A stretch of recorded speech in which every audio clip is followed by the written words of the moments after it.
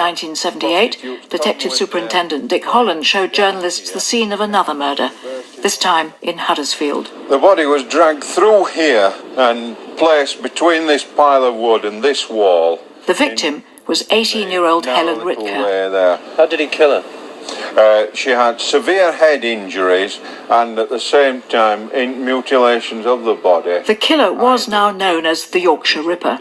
Bernard Falk reported on the story for BBC Television. This is now the headquarters of Britain's biggest murder hunt. There are 250,000 files here alone. A total of 7 prostitutes and 1 innocent girl of 16 have been found murdered and another woman seriously assaulted. The body was found here in the grounds of the Manchester Royal Infirmary. It was May 1978 and the latest victim was 41-year-old Vera Millwood. Tyre marks matching those at previous murders were found at the scene, a vital clue that Manchester detective Jack Ridgway didn't want to reveal to the public. There are similarities between this murder and the previous murder in Manchester, and there are also similarities with the murders in West Yorkshire. I have got a completely open mind on the subject. Incident room, please, are you sure? A team of 12 elite detectives was appointed to review the investigation and to establish which attacks should be attributed to the Ripper. The purpose of my visit here today is to go right through this series of so-called Ripper assaults and murders. It was headed by John domaille. I shall see if I can find something that has perhaps been overlooked before. Now, at the press conference, the phrase novel methods of inquiry was used. Could you enlighten us on what that means? I could, clearly, but I don't wish to. John domaille, what were some of the things that you weren't telling the press at the time? Well, in any murder inquiry, the police keep certain things to themselves. One of the reasons is that people come forward and say they're the person. And by knowing things that has not been given out, we can eliminate them from the inquiry very easily. There was so much information, a lot of facets of the inquiry, like the tyre marks, generated 50,000 inquiries on their own. The public didn't know about the tyre marks, did they? Because that was a distinctive clue to who the killer might have been. Yeah, so if I was the murderer, I'd immediately change my tyres.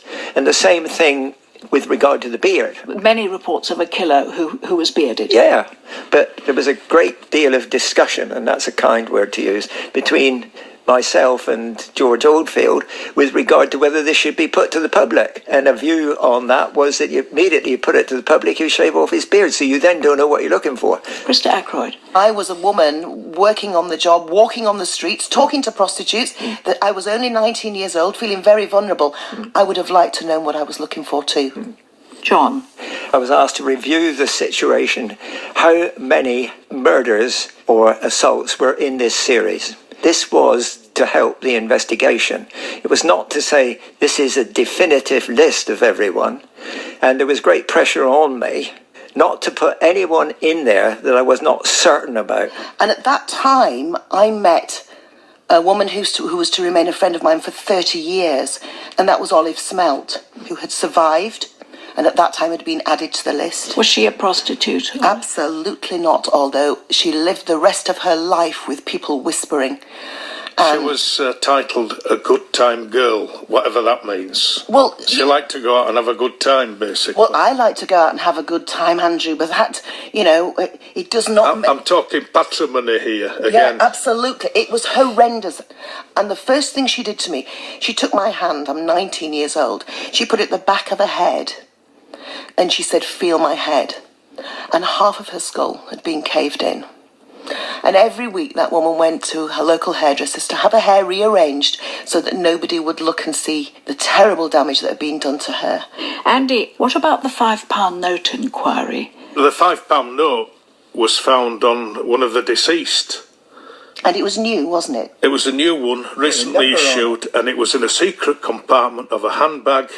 And we had officers from Greater Manchester teamed up with West Yorkshire officers and went knocking on doors of people that could have been paid out with this particular £5 note, which might lead back to him, which had the fates been kinder to us, it would have done, but unfortunately not. Well, it did, didn't it? Because he was interviewed about it. He was interviewed about it, yeah. So the investigation was absolutely on the right lines, wasn't it? It was on the right lines, but it was still a bit nebulous then. You know, it wasn't something you could really pin your hat on. Elaine? I was put in the incident room on the Rytka murder, and the paperwork was just vast, absolutely vast. And there were different sections of the incident room where we had, like, prostitutes, then general enquiries, then the statements, and there were different groups of police officers from different areas of the force dealing with all those different aspects.